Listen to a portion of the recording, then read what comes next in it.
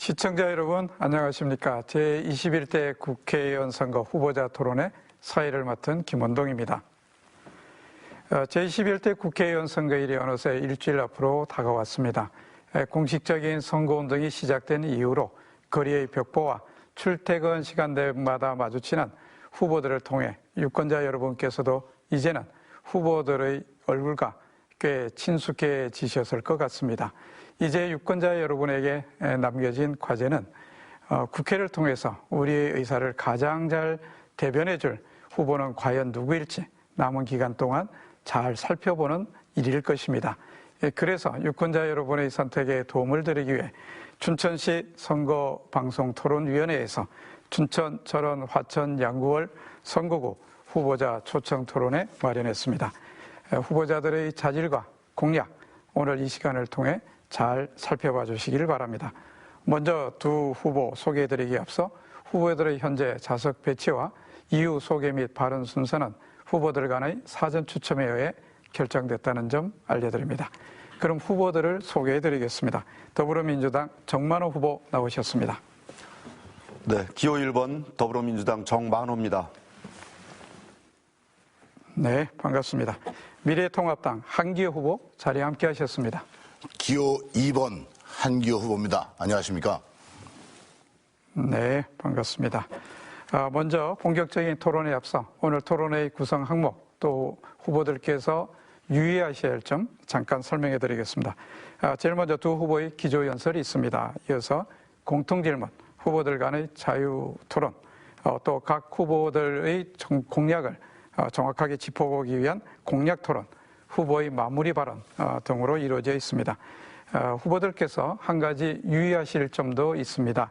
토론회 순서마다 정해진 시간이 있기 때문에 발언 시간 초과하시면 공정한 진행을 위해 별도의 안내 없이 마이크가 꺼지고 카메라도 비치지 않게 되어 있다는 점입니다. 후보들께서 이 점 각별히 유념하시고 시간을 잘 조율해가며 토론에 임해 주시기를 부탁드립니다. 그럼 오늘 토론회 후보의 출마 이유 그리고 각오 등을 담은 기조연설로 시작하겠습니다. 각 후보에게 주어진 시간 2분입니다. 순서에 따라 정만호 후보의 기조연설부터 듣겠습니다. 정만호 후보입니다. 존경하는 춘천 시민 여러분, 철원 화천 양구 군민 여러분, 사랑하는 군장병, 또 군인 가족, 또 유권자가 되신 청소년 여러분, 더불어민주당 기호 1번 정만호입니다. 코로나19로 정말 온 국민이 고통을 겪고 있습니다. 정부가 총력을 다하고 있습니다. 세계적인 모범국가로 칭송을 받고 있습니다. 특히 우리 국민들이 자발적으로 협조를 하고 계십니다. 반드시 극복해낼 것입니다. 여러분, 이제 선거가 일주일 남았습니다. 모레부터 바로 사전선거를 시작합니다. 이번 선거 정말 중요합니다. 우리 지역 어렵습니다. 위기입니다. 이 위기를 어떻게 극복하고 밝은 미래를 기약하느냐를 이번에 결정하는 선거입니다. 정치 싸움, 이념 논쟁하는 선거 아닙니다. 정책으로, 대안으로 지역 경제 어떻게 살릴 것이냐, 일자리, 먹거리 어떻게 만들 것이냐, 미래를 선택하는 선거입니다. 여러분, 선거하다 보면 공약이 비슷비슷해집니다. 여러분, 그러니 한 일을 보아주십시오. 한다고 약속하고 정말 했나? 또 책임 있는 자리에 있을 때 해놓은 일이 있나? 뭐 했나? 이 점을 잘 보아주십시오. 그리고 진정성을 보십시오. 겸손하게 주민을 받들면서 일을 잘 할 것인가? 아니면 목에 힘주고 뒷짐질 사람인가? 이 점을 유념하여 보아주십시오. 일 해본 사람이 합니다. 저 청와대 비서관, 강원도 경제부지사, 대기업체 임원, 경제신문 기자와 경제부장 했습니다. 평생을 경제로 보냈습니다. 지난 2년 반 경제부지사 하면서 정말 쉬지 않고 13만 킬로미터를 달렸습니다. 제 평생 쌓은 역량, 경험, 인맥 다 쏟아붓겠습니다. 정성을 다하겠습니다. 겸손하겠습니다. 고맙습니다. 네, 고맙습니다. 이어서 한기호 후보입니다. 존경하는 춘천 시민 그리고 철원 화천 양구 인제 군민 여러분 안녕하십니까?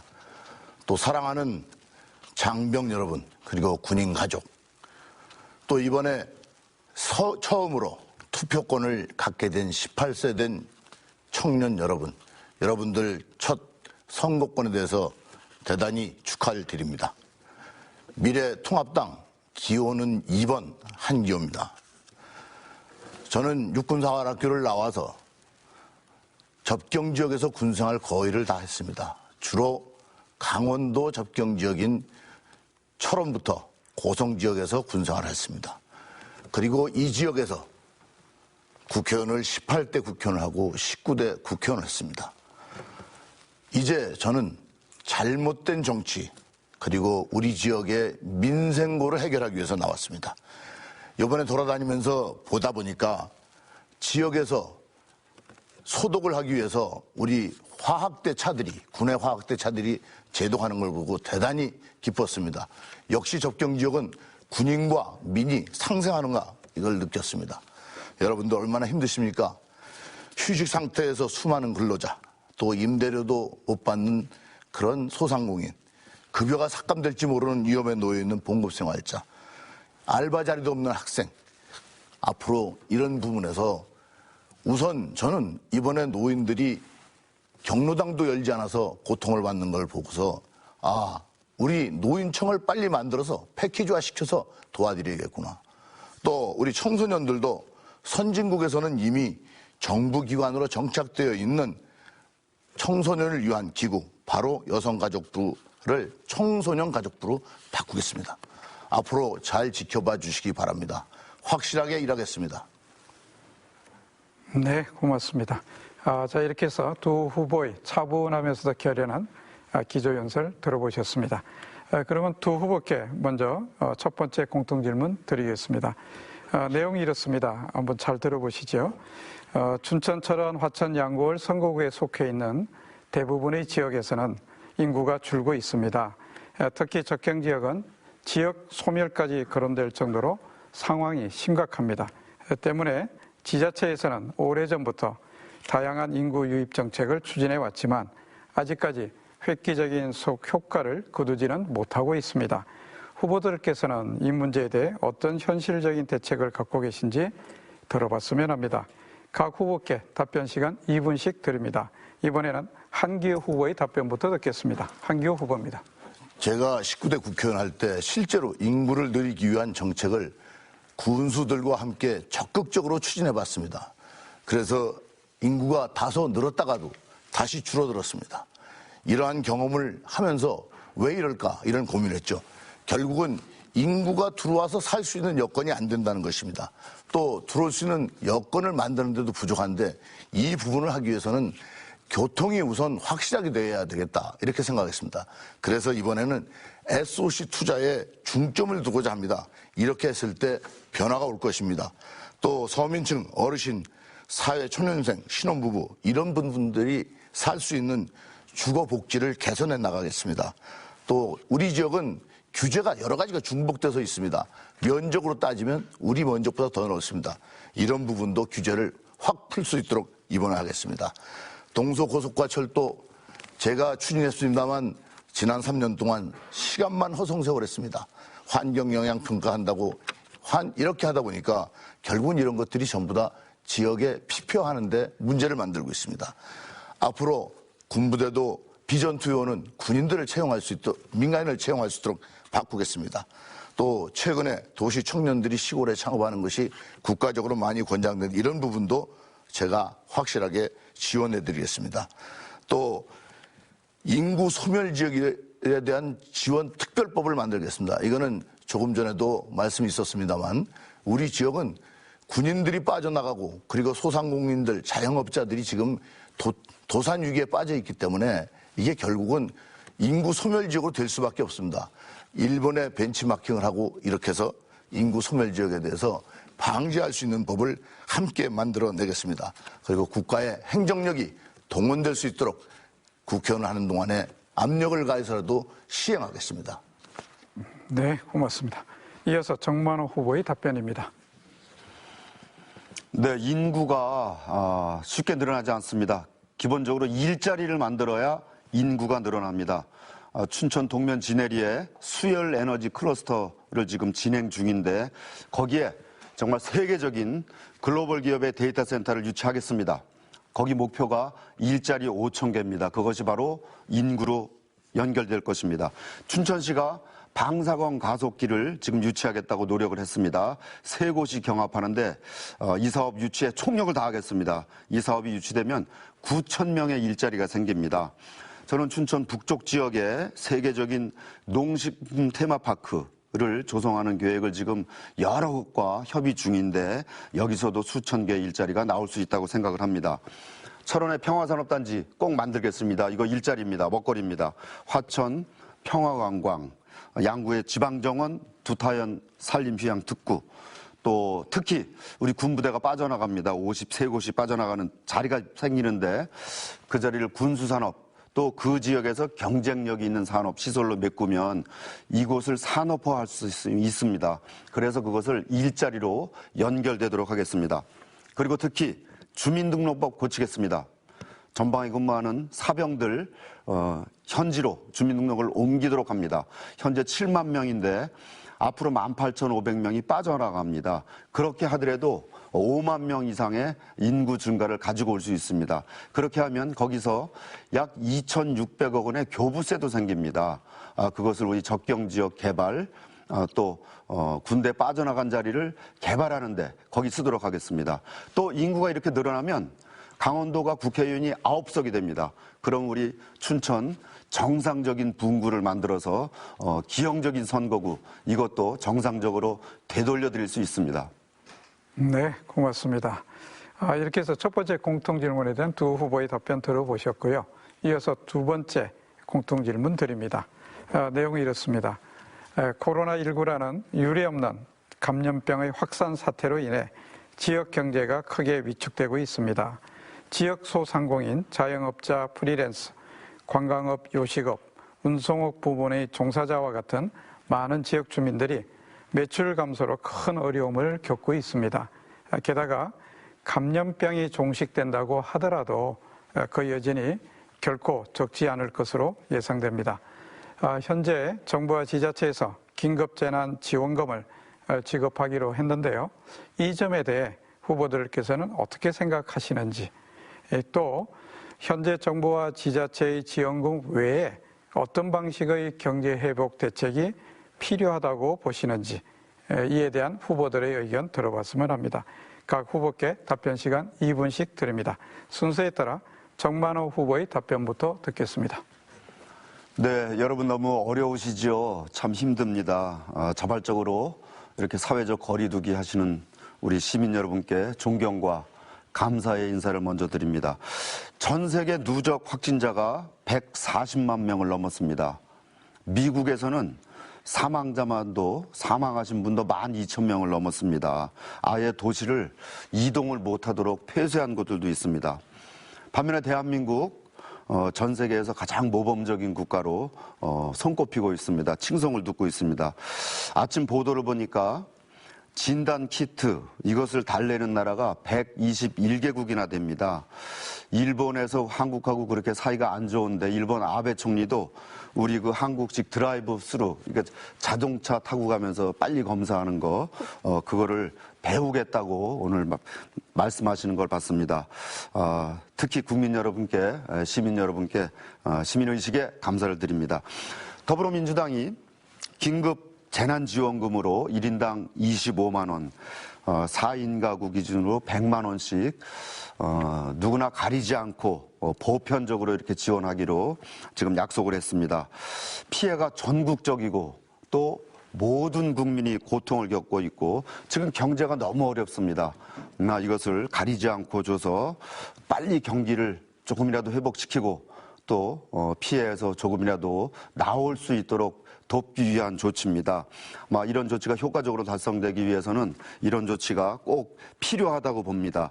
강원도는 취약계층만 가려서 하기로 했습니다.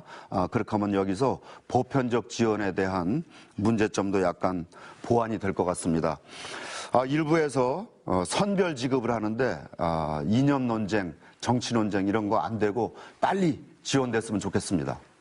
네, 고맙습니다. 이어서 한기호 후보의 답변입니다. 강원도 코로나 확진자가 오늘부로 49명입니다. 춘천과 우리 철원에서도 7명씩 발생했습니다. 그런데도 지금 잘했다고 지금 계속 이야기하고 있습니다. 베트남은 인구 1억 명에 사망자 한 명도 없습니다. 누가 잘했습니까? 왜 멀리 있는 데하고 자꾸 비교합니까? 아시아 국가를 한번 비교해 보십시오. 이러한 코로나 사태 때문에 중소기업, 자영업자들은 붕괴하는 상황에 이르고 있습니다. 지난 1일 한국경제연구원에서 이렇게 발표했습니다. 경영 부진업소의 63.4%가 앞으로 코로나 사태가 6개월까지 연장된다면 폐업할 수밖에 없다. 이렇게 얘기하고 있습니다. 그러나 소상공인을 신속하게 지원하겠다고 하면서도 신속 자리가 어디로 도망갔는지 모르겠습니다. 지역에서는 뭐라고 얘기하시냐면 이렇게 얘기하십니다. 망한 다음에 줄 거냐? 정말로 신속이 뭔지 모르는 것 같습니다. 또 은행 대출을 받으려고 하다 보니까 신용 등급별로 가는 은행이 다릅니다. 본인이 내가 몇 등급인지 누가 알겠습니까? 이런 것도 말이 안 됩니다. 골목의 상권 다 망가졌습니다. 저는 제일 먼저 해야 될 게 필요한 것이 이것입니다. 최저임금 그리고 52시간 이거부터 잠정적으로 해제해야 됩니다.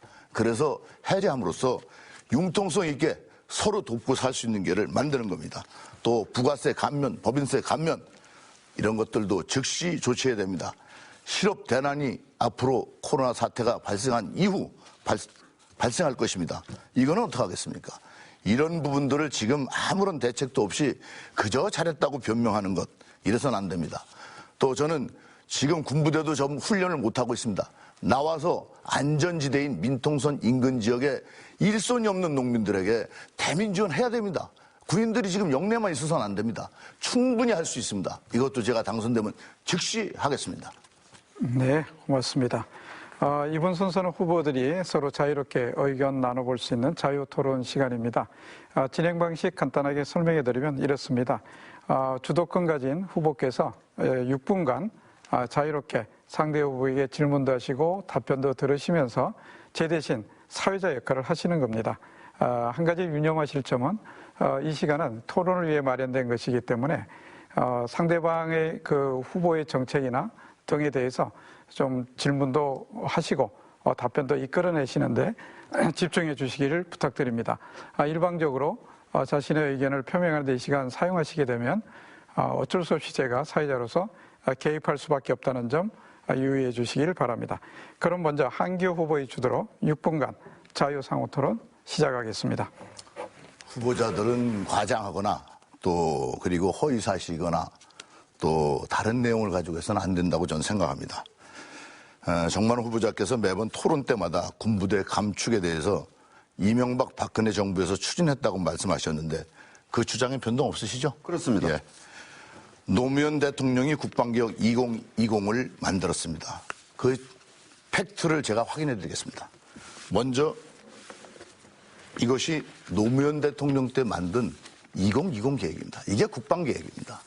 이 국방개혁 계획을 여기 있는데도 불구하고 자꾸 다른 말씀하시는데 이 자료 13페이지엔 또 이런 내용이 있습니다.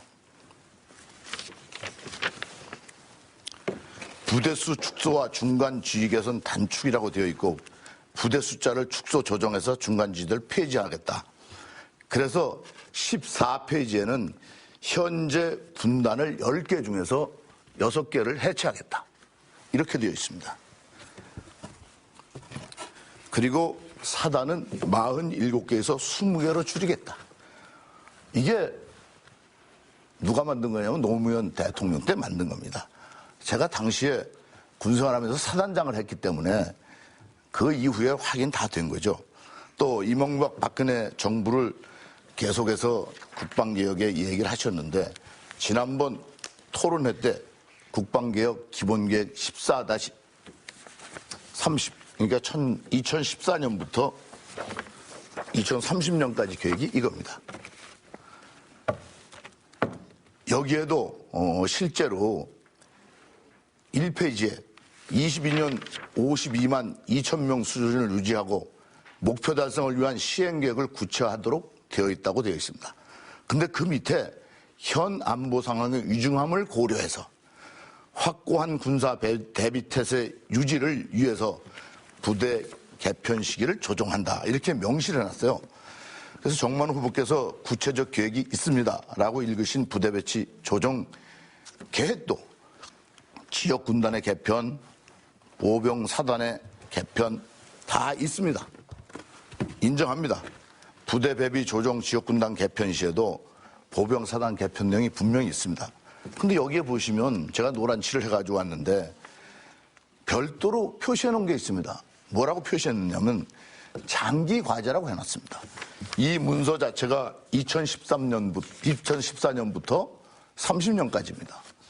이렇게 된 문서에 장기 과제는 2030년 이후에 한다는 것입니다. 이렇게 명시되어 있습니다.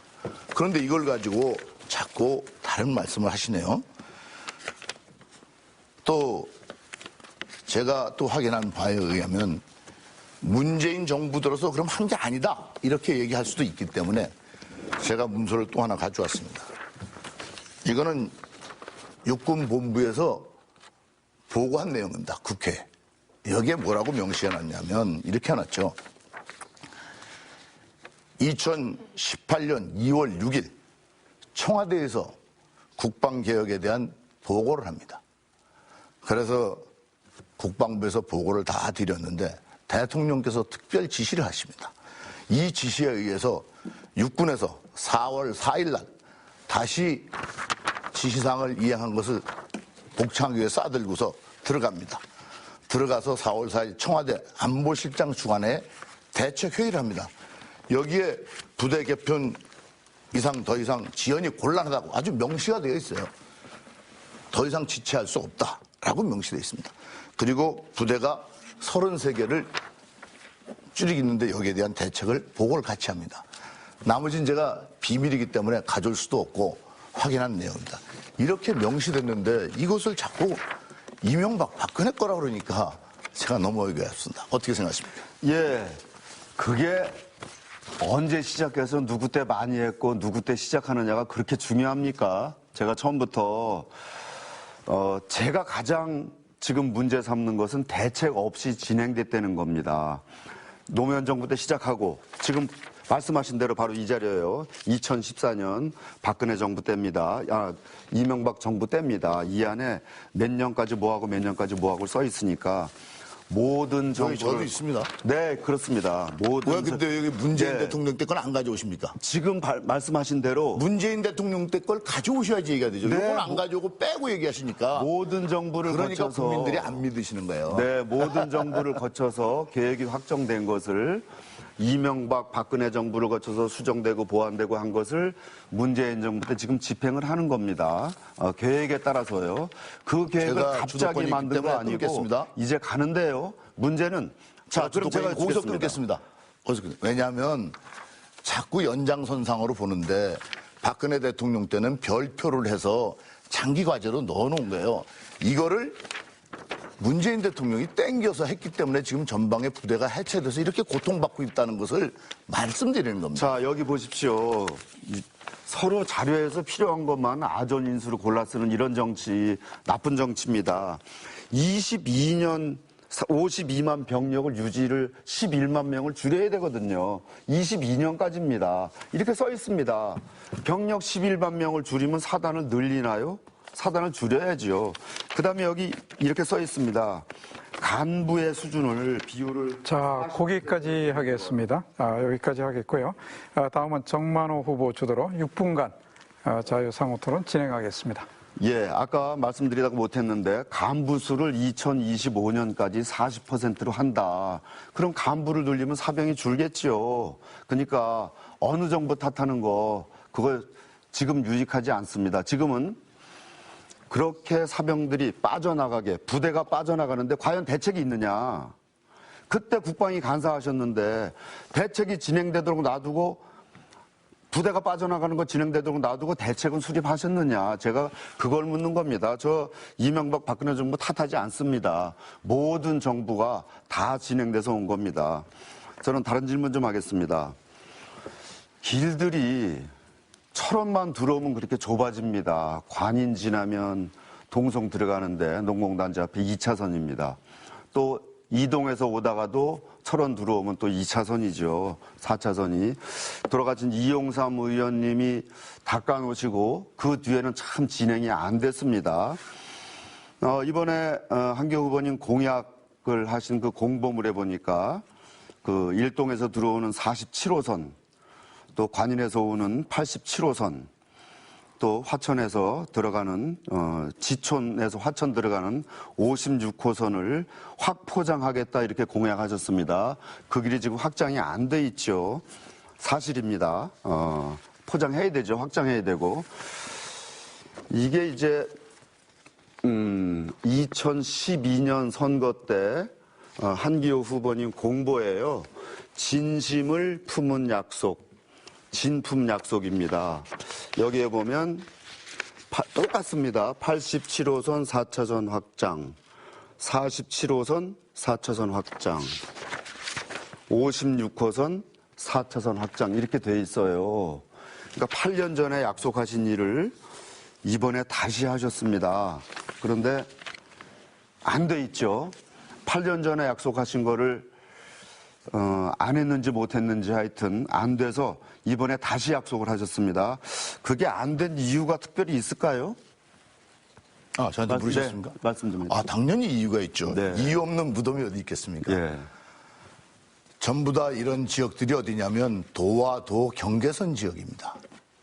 그러다 보니까 이러한 지역에 대한 공사 자체가 어느 일방의 국회의원 힘으로 안 되는 겁니다. 네, 예를 47번 도로는 경기도의 땅이 포장이 안 된 것이지 강원도 땅이 포장이 안 된 게 아닙니다.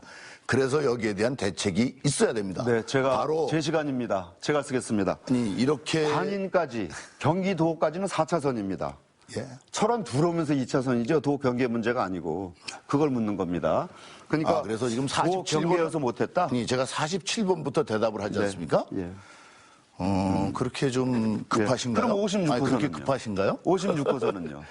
그래서 47번은 이래서 이제 제가 추진하면서 뭐가 문제냐면 도와 도 경계가 넘어갈 때는 그때는 법이 있어야 되겠다는 겁니다.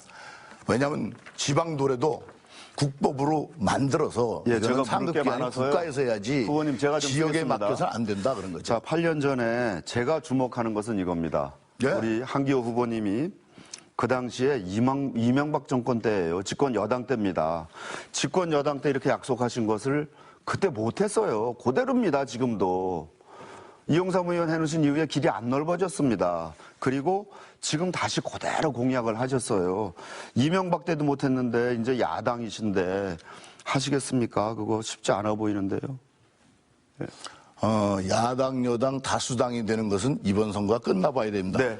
야당이라고 구박하시면 안 되죠. 사실은요. 국회의원 하려면 지역 사업을 좀 알아야 됩니다. 관인에서 동성 들어오는 동성농단지까지 2차선이잖아요. 그거 이미 정부 계획 서 있어요. 곧 설계비 넣도록 돼 있습니다. 실은 제가 공약에 안 넣은 이유가 뭐겠습니까? 정부가 이미 하게 돼 있습니다. 제가 만든 겁니다, 그게. 국도 계획에 제가 그걸 시작을 해놓은 겁니다. 네. 알고서 말씀하신 예, 거 수고하셨습니다. 56번 그것은 참 하셨다 그러는데 내년부터 2026년까지 계획에 들어가 있어요. 56번도 이미 계획이 확정돼서 부분 시행 중입니다. 그리고 일하는 겁니다. 47번 이동해서 지금 철원 들어오는데 2차선으로 좁아 있잖아요. 어제 최문순 지사님하고 한금석 도의 의장님이 국토부 장관과 통일부 장관을 만났습니다. 그걸 제가 알고 사실은 동해북부선 연장 때문에 만났는데 제 얘기도 좀 갖고 들어가 주십시오. 47번 그거 확포장하는 것, 그다음에 경원선 재개 좀 얘기해 주십시오 해서 어제 긍정적인 답변을 들었습니다. 5번 도로도요 이미 공사 중입니다. 한 가지 더 묻겠습니다. 그 윤리 다목적 용수 개설을 거기다 집어넣으셨더라고요. 근데요 이거 이미 다 끝난 일입니다. 농림부에 변경 승인 들어가 있는데 제가 부지사 때 이미 농림부에 변경 승인을 신청해 놨어요.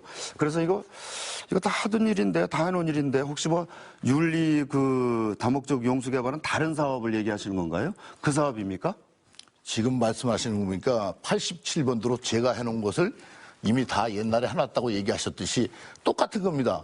우선 정 후보님께서도 지금 말씀하시면서 다 해놓은 걸 숟가락 들고 나왔다. 저는 안 넣었어요. 공약에 이미 지금 정부가 그렇게 하는 얘기하시는 일이어서. 근데 참. 윤리는. 자, 여기까지 하겠습니다. 네, 두 분의 아주 치열한 토론 잘 들었습니다. 이번 순서는 공약 토론 시간입니다. 진행 방법 간단하게 말씀드리면 차례가 된 후보께서 먼저 공약을 발표하시는 거죠. 그러고 나서 그 공약에 대해서 상대 후보가 질문하시고 질문 듣고 나서 처음 공약 발표했던 후보께서 다시 답변하시는 거죠. 뭐 간단합니다. 발표하고 질문 듣고 다시 답변하고 뭐 이런 순서로 진행을 하면 될 것 같습니다. 유권자 여러분께서도 후보들이 어떤 공약들을 갖고 있는지 또 그게 허점은 없는지 잘 한번 살펴보시길 바랍니다. 그러면 순서에 따라 정만호 후보가 먼저 자신의 공약 2분간 발표하시겠습니다. 네, 우리 일자리, 먹거리 중요합니다.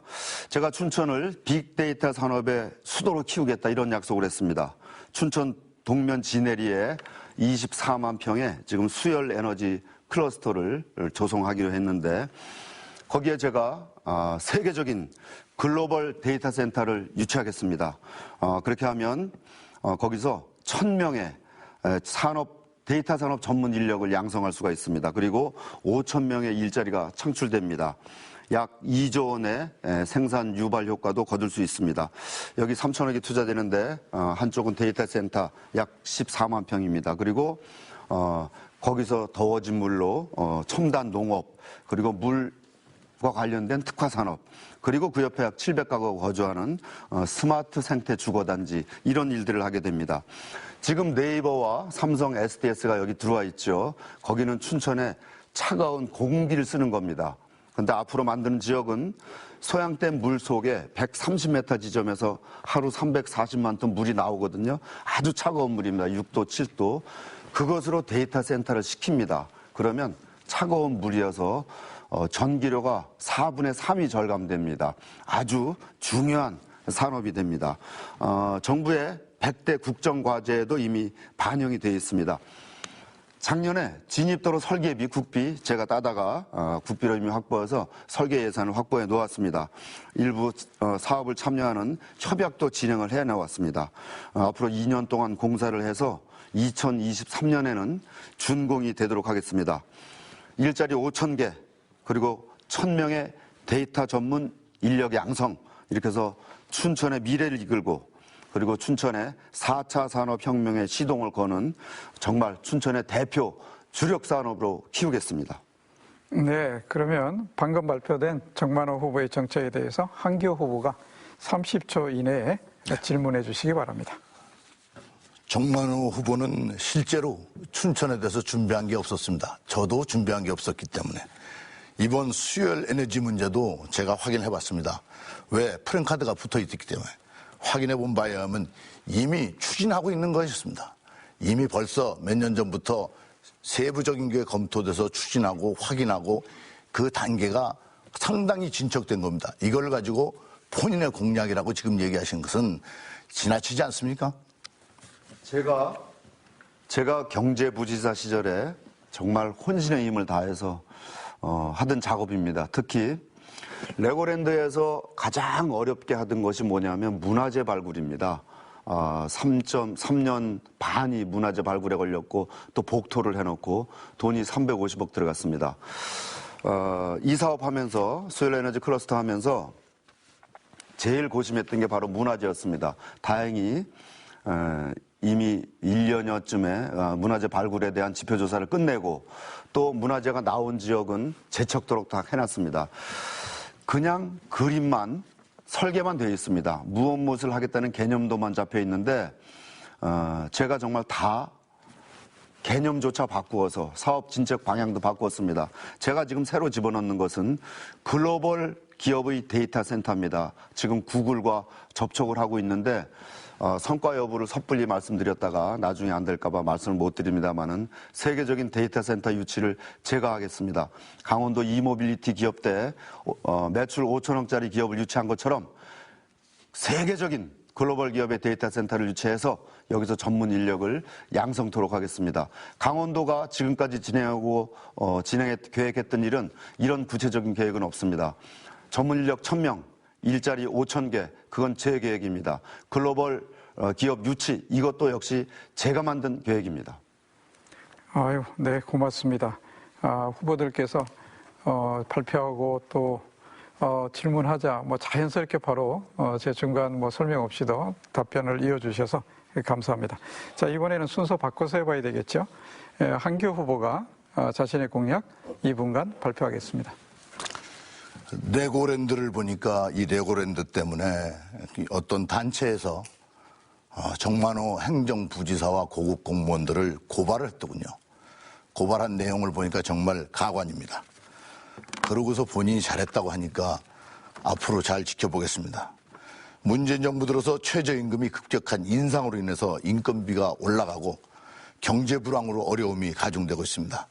코로나 사태로 인해서 소상공인과 자영업자들 고통도 이루 말할 수 없습니다. 그래서 벼랑 끝에 물린 소상공인과 자영업자들을 보호하기 위한 권익을 향상시키는 방안을 추진하겠습니다. 먼저 현행 간이과세자 적용 기준이 1999년도에 만들었는데 4,800만 원입니다. 이제는 그 사이에 시간이 얼마나 많이 지났습니까? 20년 이상 지났기 때문에 한 1억 원 정도는 올려야 되지 않겠느냐, 이렇게 저는 생각을 합니다. 앞으로 이 점은 제가 국회에 들어가서도 확실하게 간이과세에 대한 기준을 바꾸겠습니다. 또 기업의 활성화를 위해서는 법인세도 인하해야 됩니다. 이 법인세를 지금과 같이 계속 법인세를 올린다면 기업들이 활동이 위축될 수밖에 없습니다. 최저임금도 업종별로 그리고 규모별로 구분해서 적용해야 됩니다. 소상공인 연합회에서 조사한 바에 따르면 인건비 부담으로 사업체 10곳 중에 6곳이 직원을 줄였다고 합니다. 결국은 실업자가 양성된 거죠. 그래서 이것도 이대로 가서는 앞으로 더 많은 실업자가 발생하고 소상공인들은 부도 위기에 몰립니다. 이런 점들도 반드시 바꿔야 되겠습니다. 또 병사의 이발료도 이제는 부대에서 깎지 말고 나와서 깎고 쿠폰 주도록 바꾸겠습니다. 네, 고맙습니다. 그러면 방금 발표된 한교 후보의 정책에 대해서 정만호 후보가 30초 이내에 질문해 주시고 질문 끝나면 한교 후보께서 1분 30초 내에 다시 이어서 답변해 주시길 바랍니다. 예, 그럼 이제 제가 질문하면 질문에 대한 답변을 주는 것이죠. 레고랜드를 얘기하셨어요. 저 검찰 수사 받았다고 가관이라 그러셨는데 저 수사 받은 거 맞습니다. 고발당해서 수사를 받았죠. 수사 받은 사람이 이렇게 멀쩡하게 국회의원 하겠다고 서 있을 수 있겠습니까? 저도 받고요. 최문순 지사님도 받고 국장들 다 받았습니다. 해당 사항 없음 이렇게 통보받고 여기 서 있습니다. 멀쩡하게. 자, 무슨 수사가 무슨 게 대해서 가관인지 설명 좀 해주십시오. 이번에 또 고발당했습니다. 지난번 고발당한 게 아니고 이번 고발을 제가 말씀드리는 겁니다. 그래서 그 고발 내용을. 제가 답변하는 게 아니고 제가 얘기할 시간입니다. 그 질의하신 게 아니고 제가 질문하는 거에 봐서는 답변하시기로 되어 있습니다. 분명하게 이미 레고랜드는 이미 머린사가 투자를 안 했어요. 그리고 이것을 투자한 것처럼 꾸미기 위해서 5년이 지나서 다른 꼼수를 피운 거 아닙니까? 이렇게 해서는 안 되죠. 거기에 대한 책임을 지셔야 돼요. 레고랜드에 대해서 이미 춘천 사람들은 다 알더라고요, 보니까. 제가 그걸 본인이 거예요. 잘했다고 자랑하는 걸 보고, 야, 이건 후안무치구나. 어떻게 자기가 잘못한 것을, 이것을 자랑하느냐. 그래서 제가, 역시, 얼굴 가죽이 두고 와야지 뭐 한다고 하듯이, 이거 그런 거 아닌가, 이런 생각까지 들더라고요. 그래서 이런 부분은 다시 봐야 됩니다. 또 제가 또 답변 드려야 될 것은, 이 통장들 가계부담 완화를 위해서 장학금을 주고 있는데 4년 차부터 듭니다. 이거 2년 차로 바꾸겠습니다. 부녀회장들도 일정의 수고비가 나갈 수 있도록 하겠습니다. 접경지역 학생들에 대해서는 안보 분야 학과 지원할 때는 특별 전형으로 해서 입학 특례를 시켜주겠습니다. 그리고 우리 지역의 청소년들에게 앞으로는 별도로 전착 자금을 주도록 하겠습니다. 네, 거기까지 하겠습니다. 뭐 여러 가지 토의 사항들이 계속 이어집니다. 내용들 유권자들께서 잘 보시고 판단해 주시기를 바랍니다. 자, 이렇게 두 분의 공약 토론 들어보셨습니다. 이번에는 두 후보께 공통 질문 한 가지 더 드리겠습니다. 내용이 이렇습니다. 춘천, 철원, 화천, 양구월 선거구는 농촌 지역이 대부분입니다. 사실 그동안 농촌 경쟁력 강화 차원에서 많은 예산이 투입됐습니다. 하지만 내용을 들여다보면 보조금 지원이나 시설 투자와 같은 비슷한 사업들이 대부분이었습니다. 다른 지역과 차별화되면서도 농민들이 직접 체감할 수 있는 농촌 활성화 대책에는 과연 어떤 것들이 있을까요? 이에 대한 후보들의 의견을 들어봤으면 합니다. 후보분들께 1분 30초씩 시간 드립니다. 먼저 한기호 후보의 답변부터 듣겠습니다. 농촌에 일하는 환경이 굉장히 어렵습니다. 또 인력 수급이 문제가 됩니다. 따라서 농기계 임대가 원활치 못하면 이것도 또 어려움이 가중됩니다. 또 지금 현재 농촌에서는 계약이 연기됨으로써 식자재 납품도 안 되고 있습니다. 그래서 앞으로 이런 것들을 해소하기 위해서 농축산물의 군납도 이제는 고춧가루, 두부, 식용기름, 양념 이런 것도 우리 지역에 납품되도록 하겠습니다. 농민들에게는 임업과 축산업을 하는데도 여기도 직불금을 적용하겠습니다. 농업용 기자재 부가세도 면제시키겠습니다. 또 산림 경영을 할 수 있도록 임도, 산막 이런 것도 손쉽게 설치할 수 있도록 좀 풀겠습니다. 양액 재배 시설에 대한 것도 앞으로 퇴수에 대한 것을 정화하는 것도 정부에서 공공단체에서 하도록 하겠습니다. 또 청년들 농업을 앞으로 장려하고 이 사람들이 지역에 와서 정주할 수 있도록 농업회의소도 설치하겠습니다. 또 농촌에 사람을 키워야 되기 때문에 정보와 지도자, 휴양체험관리자, 농업 전문 경영 지도자 이런 부분도 앞으로 좀 더 통합을 해서 전문성이 높도록 양성을 해나가겠습니다. 또 지역별로 특산물이 많습니다. 아스파라거스로부터 이런 데 대한 것도 특산물에 대한 지원을 대폭 드리겠습니다. 네, 고맙습니다. 이어서 정만호 후보의 답변입니다. 예, 요즘 농민들 너무 어려우십니다. 인력도 어렵고 또 생산비는 올라가고 수입은 줄고 강원도가요. 농민수당 연 70만 원 드리는 거 진행을 했습니다. 그런데 요새 코로나 긴급지원 때문에 재원이 많이 들어간다고 해서 시군에서 좀 늦춰달라 연기를 요청했어요. 너무 안타깝게 생각합니다. 아마 이 위기를 잘 넘기면 다시 진행이 될 텐데 저는 그거 2배로 올리겠다고 이미 약속드린 바가 있습니다. 사정이 풀리는 대로 계속 진행하겠습니다. 구체적인 농촌 활성화 대책 많습니다만은 특별히 제가 강조하고 싶은 게 있습니다. 농산물 최저가격 보장제를 시행하겠다는 겁니다.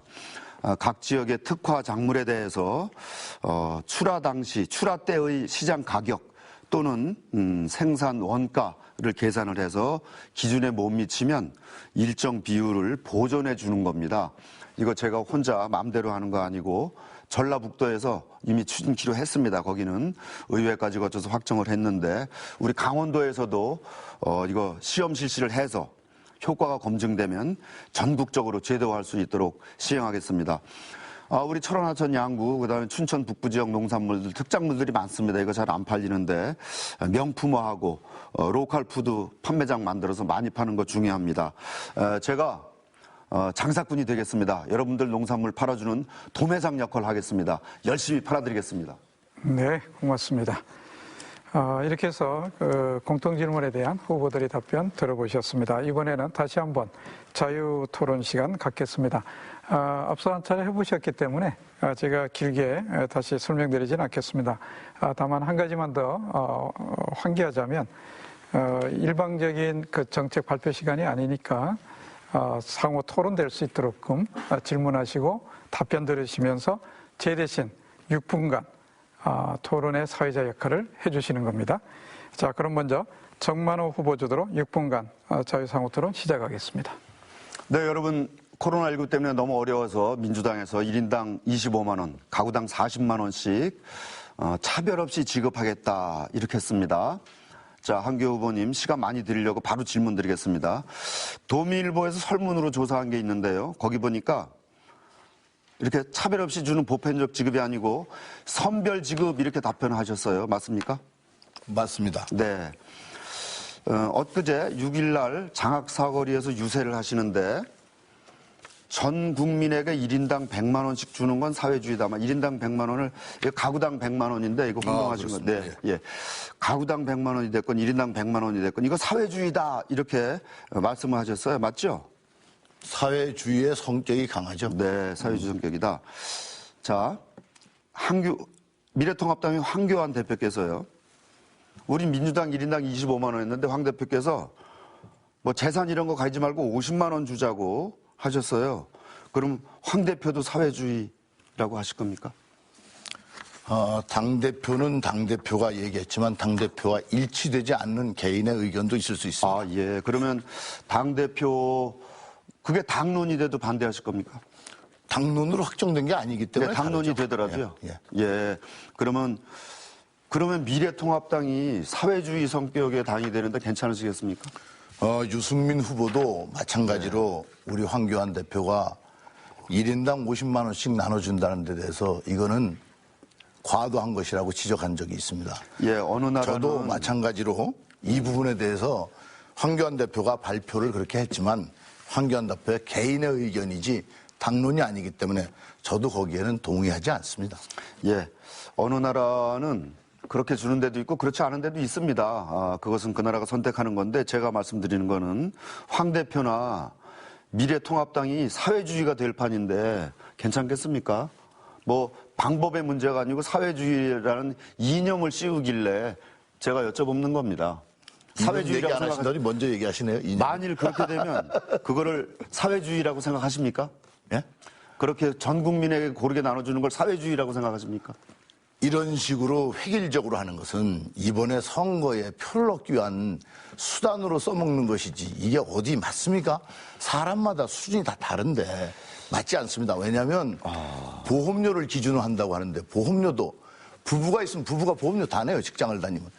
지역연금자는 지역의 재산을 가지고 보험료를 물려요. 예. 그러니까 이런 것이 안 맞기 때문에 예, 그러면요. 가구 70%의 소득 그 하위 수준으로 준다는 것은 기준이 이렇게 되면 안 된다는 거죠. 저는. 그래서 다시 정밀하게 판단하고 해야지. 네, 제 그렇게 할 수 시간입니다. 없다는 겁니다. 나라마다 처한 환경이 다르고 또 지역마다 환경이 다릅니다. 자, 철원하고 하천도 1인당 10만 원씩 무차별로 주기로 했는데 사회주의라고 할 수 있을까요?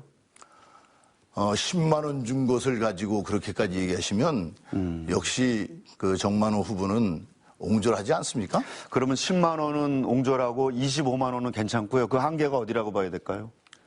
아니 한계가 아니라 예. 지금 급한 것을 지자체에서 가용한 비용에서 준 것을 그걸 가지고 사회주의자 이렇게 따지는 거 보니까 역시 사회주의적인 사고방식을 하시는 분은 다르군요. 여러분, 우리 모두 어렵습니다.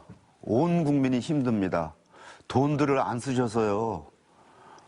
가게를 안 가니까 모이질 못하게 하니까 업소들이 전부 문을 닫습니다. 부자도 나오고 가난한 사람도 나오고 상품권을 기한을 정해줘서 꼭 쓰게 만들어서 소비도 하고 가게도 조금 보태고 또 영업하시는 분도 허리를 좀 펴게 하자 이런 뜻이거든요. 이게 이제 1인당 25만 원씩 가서 이게 10만 원, 25만 원이 가서 이게 공산주의가 되고 사회주의가 되고 그런 일 아닙니다. 제발 우리 이렇게 어려울 때 나라가 하는 일에는 이념 이런 거 씌우지 않았으면 합니다. 먹고 살자는 얘기거든요. 그것도 요만큼 주는 겁니다. 제가 10만 원 받아서 25만 원 받아서 공산주의자가 되겠습니까? 빨갱이가 되겠습니까? 2억 5천도 아닙니다. 이런 일, 정말 작은 일, 겨우겨우 먹는 일에는 이념 논쟁, 이런 거 정말 정쟁, 제발 이런 거 안 하고 여야가 힘을 합쳐서 빨리 주는 일이나 좀 했으면 좋겠습니다. 내일 모레라도 얼른 주고 독일은 이렇게 한답니다. 5천 유로씩 우리 돈으로 670만 원을 주는데 돈을 먼저 무조건 다 줍니다. 그리고 잘못 준 것을 그 뒤에 가리는데 3일 걸린답니다. 이렇게 주면 다들 쓰고 좀 허리 좀 펴고 가게에 손님도 생기고 좀 그럴 텐데 이걸 가지고 이념 논쟁을 해서 빨간이 파란이 뭐 수군이 진보니 제발 이러지 않았으면 좋겠습니다. 특히 전번에 마스크 예산 삭감됐었어요. 마스크 처음에 우리 대란이 있었는데 이겁니다. 마스크 예산 삭감. 뭐 제가 신문 제목만 뽑아갖고 나왔는데 참 입에 담기 민망한 얘기들인데 어느 당에서 마스크 예산을 삭감해서 나중에 이제 마스크를 공급이 안 돼가지고 어려움을 겪었죠. 자, 여러분 일은 상황마다 나라마다 지역마다 좀 차별이 있을 수 있습니다. 어려울 때는 합심을 해서 어르신들이 제발 하지 말라는 게 정치 싸움입니다. 정말 싸움질 안 했으면 좋겠습니다. 저도 하지 않겠습니다. 어려울 때 힘을 합해서 이념 논쟁하지 않고 일만 하는 정치인 되겠습니다. 네, 고맙습니다. 그러면 다음은 한기호 후보가 6분간 자유상호토론 진행하겠습니다. 저는 획일적으로 모든 것을 간다는 것은 맞지 않는다는 이야기를 하는 것입니다. 그리고 이념에 대한 것이 본인들이 항상 취약하니까 그것을 빼고 얘기하자는데 이것도 사실은 보기에 좋지 않습니다. 우리 조금 전에도 정 후보가 이렇게 얘기했죠. 우리 지역에 군인이 많아서 이 군인들이 우리 인구가 되면 교부금이 늘어난다 그랬는데 지금까지 단 한 번도 군인에 대한 어떤 혜택이라든가 군인에 대한 정책은 얘기를 하지 않으셨습니다. 그러면 군인표는 없어도 된다는 얘기인지 묻고 싶고요. 또 제가 작년도에 이사단 32연대가 해체되는데 거기 갔었습니다. 18명이 부사관들이 장기 지원하겠다고 했는데 결국은 18명 중에 1명이 장기 지원이 됐습니다. 왜? 부대가 없어지니까 자리가 없어지는 거예요. 그래서 지금 고통을 받고 있습니다. 또 우리 간부들이 장기 복무를 하고 전역한 사람들은 평균, 이것은 그 군에서 평균을 낸 건데 16.2회 이사를 갑니다. 이와 같이 다니다 보니까 아이들 교육에 굉장히 애로사항이 많습니다. 따라서 이런 아이들에 대한 공부에 대한 부담 이런 것을 해소하기 위한 것도 대책이 있어야 됩니다. 또 부대에서 사단이 하나 없어지면 중령 이상급 장교가 무려 30명이 없어집니다. 그러면 경쟁을 하는 것을 계산해 보면 밑에 자리는 더 많이 없어지죠. 이렇게 많이 없어지면 결국은 진급이 안 됩니다. 지금 우리 군에 근무하고 있는 부사관, 장교, 진급에 대한 부담이 엄청나게 큽니다. 부대가 자꾸 없어지기 때문에. 이런 부담들이 그냥 군인들 내부의 일이 아니라는 겁니다. 또 지역의 어려운 점들이 그대로 또 군인들한테 연결이 돼서 더 어려워지는 거죠. 그래서 저는 주임원사 부대 활동비도 지금 주는 게 너무 적습니다. 제가 이것을 과거에 올렸습니다. 2배로. 그리고 지금까지 한 번도 변하지 않았습니다. 이것도 조정을 해야 됩니다. 부사관들 장기 복무 선발률도 이제는 올려야 됩니다. 군에 정말 근무하고 싶다고 왔는데 근무가 안 되는 거예요. 왜? 부대가 막 없어지니까. 이것도 대책이 강구돼야 됩니다. 또 군인들도 후방에 근무하는 군인, 전방에 근무하는 군인, 군이 다릅니다. 그러면 전방에 근무하는 군인에게는 그 고생한 만큼의 수당을 줘야 됩니다. 또 지역에서 군대 생활을 마치고 나서 그 지역에 정착을 하고자 하는 부사관들이 많습니다. 지금 사단장도 한 분이 지역에서 정착하신 분이 있습니다. 이런 분들에게 특별히 정착할 수 있는 여건을 만들어줄 필요가 있습니다. 이렇게 함으로써 인구가 앞에도 얘기한 것처럼 늘어나게 되죠. 이런 부분들에 대해서 조정해줘야 될 필요가 있습니다. 한 후보께서 질문을 좀 해주세요. 예. 이런 부분은 뭘 준비하셨습니까? 네, 우선 저는 사병들 주민등록으로 옮겨서 정말 주민 대우를 해주자. 그러면 부대에서 받는 것 이상으로 사병들이 받는데요. 가장 어려운 것은 전역하시는 분들입니다. 장기간 지역에 전역하셔서 근무하시다가 전역하시는 분들 정주주택을 제공하도록 이미 제가 화천에다가 군인 정주주택을 지금 진행을 하고 있습니다.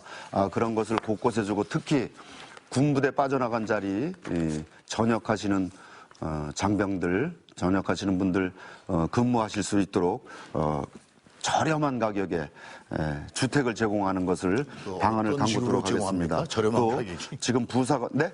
저렴한 가격이라는 게 어떤 얘기를 하시는 거예요? 땅이 지금 제가 전번에 약속드린 거에 군부대가 빠져나가는 자리 쉬운 세 곳이 비게 됩니다. 그것을 법에 넣어서 무상으로 지금 양해를 추진하고 있습니다만 안 되면 공시지가에 넘겨받을 것을 추진하도록 법제화를 할 예정인데 공시지가에 군부대 빠져나간 자리 빈 곳을 얻게 되면 거기에 굉장히 땅값이 낮기 때문에 염가에 저가에 주택 부지를 확보할 수 있다고 생각을 합니다.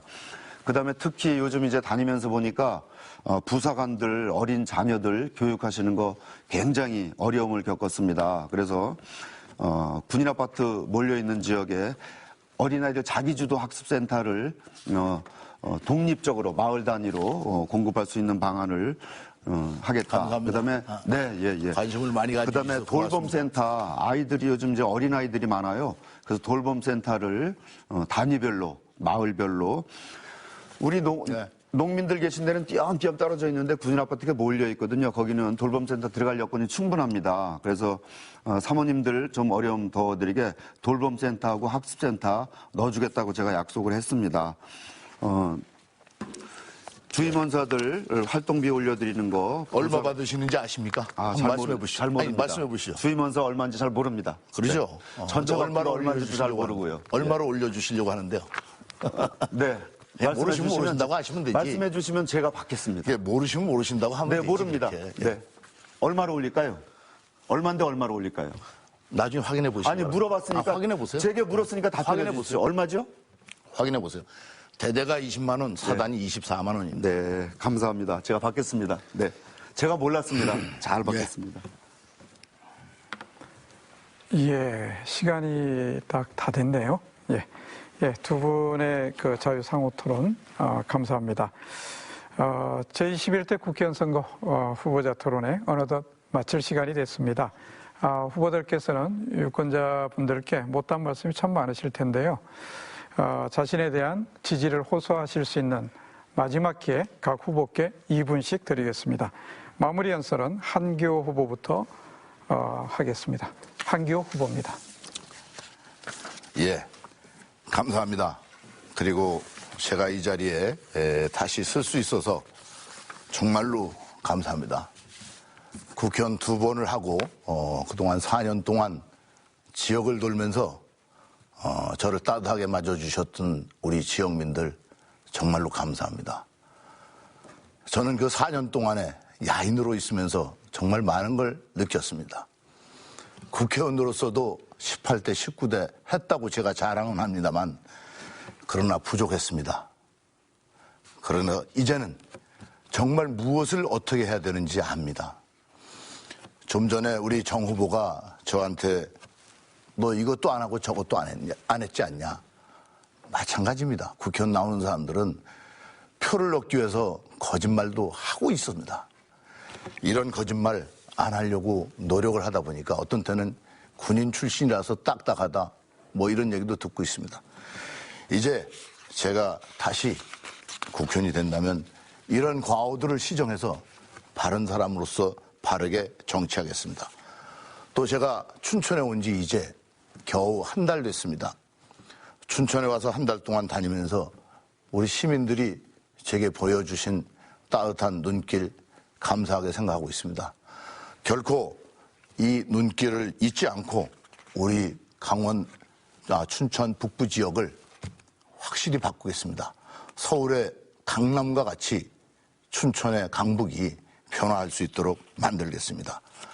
또 선거 때만 되면 쫓아다니는 사람이 아니라 부르면 언제든지 가서 뵙고 말씀을 경청하는 사람이 되겠습니다.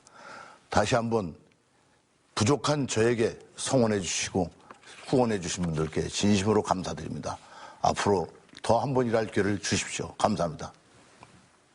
네, 고맙습니다. 이어서 정만호 후보의 마무리 연설입니다.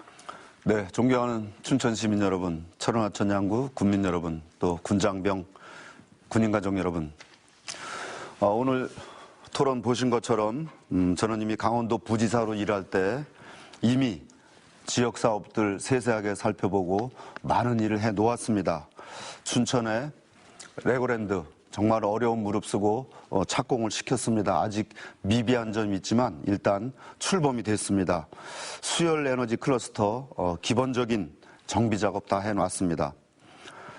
철원에 동성 가면 줄어드는 진입 구간 도로 이미 설계를 하도록 해놓았습니다. 화천의 광덕터널 설계비도 제가 확보를 해놓고 나왔습니다.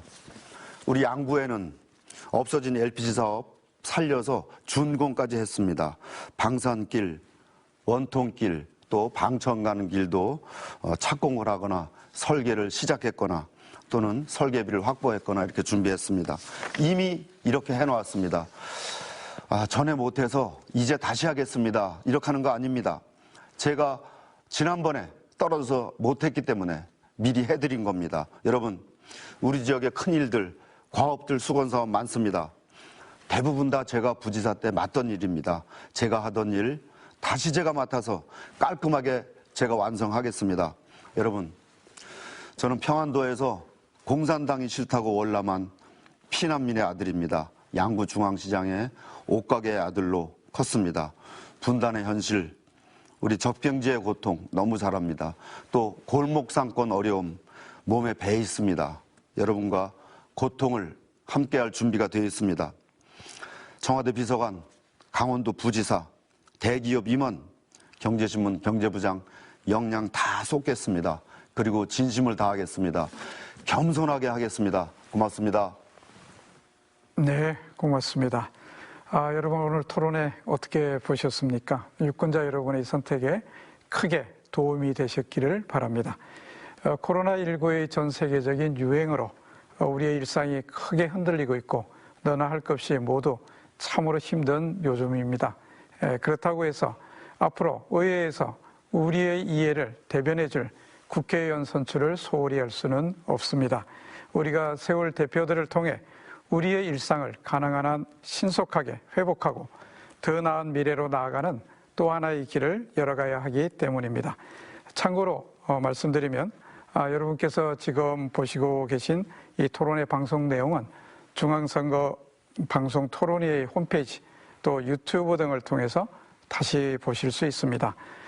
또 이 토론회 방송 후에 본선국에 출마한 국가혁명 배당금당의 유림 후보의 연설이 이어집니다. 그러면 춘천시 선거방송토론위원회가 주관하는 춘천, 철원, 화천, 양구월 선거구 후보자 토론회 이것으로 마치겠습니다. 시청해 주신 여러분 고맙습니다.